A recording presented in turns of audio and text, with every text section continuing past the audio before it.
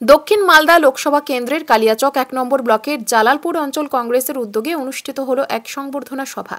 জালালপুর অঞ্চল কংগ্রেসের উদ্যোগে জালালপুরের স্ট্যান্ডে একটি হল ঘরে রবিবার রাতে সংবর্ধনা সভাটি অনুষ্ঠিত হয়।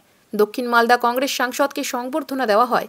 এই অনুষ্ঠানে উপস্থিত ছিলেন দক্ষিণ মালদা কংগ্রেস সাংসদ ঈশা খান চৌধুরী, মালদা জেলা কংগ্রেসের জেলা সহ সভাপতি মতিউর রহমান, কালিয়াচক ১ নম্বর ব্লক কংগ্রেস নেতা ও বিশিষ্ট আইনজীবী মহিবার রহমান ওরফে ফিটু, জালালপুর অঞ্চল কংগ্রেস সভাপতি মুজিবুর শেখ সহ জালালপুর অঞ্চল কংগ্রেস নেতৃত্ব।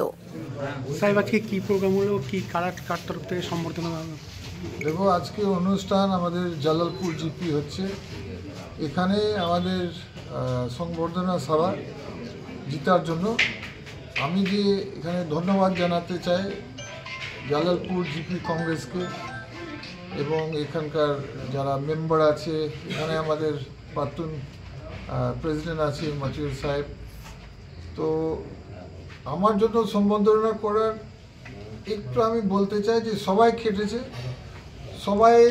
তো এই সম্বর্ধনা সব আমার জন্য নয়, গোটা পার্টির জন্য আছে, গোটা আমাদের জালালপুর গ্রাম পঞ্চায়েতের জন্য, মেম্বার, কর্মী, ক্যাডার সবার জন্য। এটা সবাই খেটেছে, সবাই মেহনত করেছে, সবার জন্য এটা আমরা